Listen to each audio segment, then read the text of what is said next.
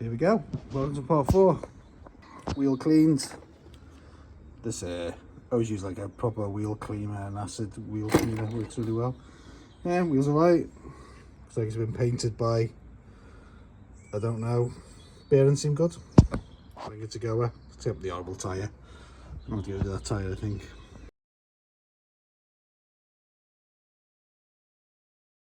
There's one thing I've just spotted with this ignition switch, and a good look at it. It seems to work okay. It's a bit tight, but you can see that the little cover here, can you see that? This little cover here is open, and so that's just going to let loads of rain in there, and it's just going to knock it up.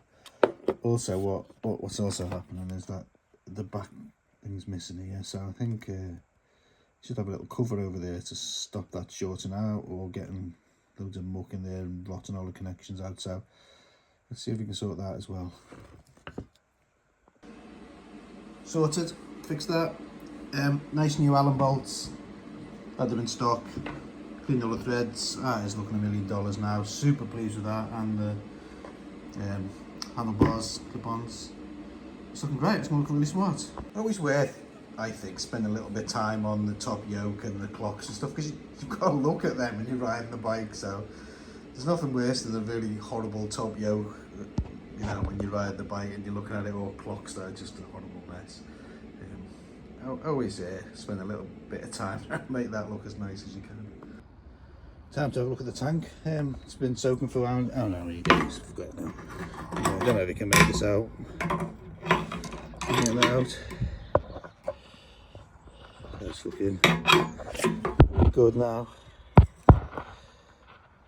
Get that out in there. I'm sort of happy with that, I think.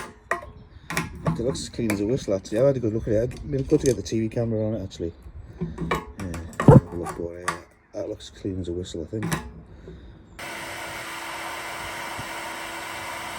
I'll just dry the tank out now, best we can. Stick that on there for 5 minutes, heat it up, and we'll take it back in the house and it'll thoroughly dry out for a few days.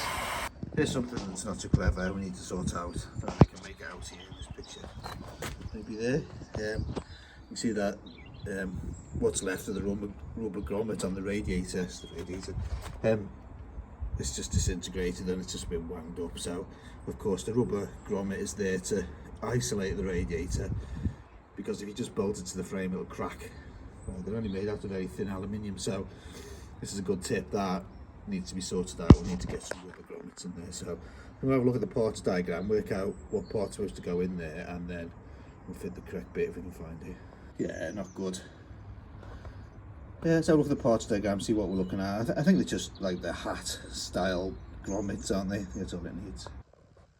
Another thing I've just spotted, these are part of the airbox. So these are the sides of the airbox, and this is like the air filter housing, so this all goes onto the airbox.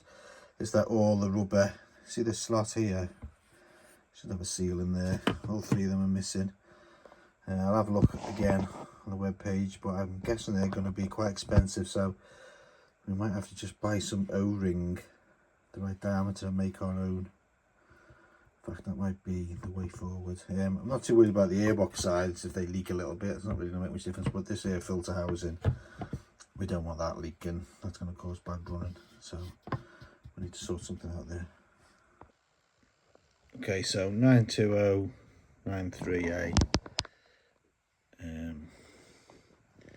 Not in stock, £7 each. Okay, it's going to add up in it. It's the same seal in the other side as well, and 92093 is the other one. That's £5.90. We'll have to say A. Let's see how we go.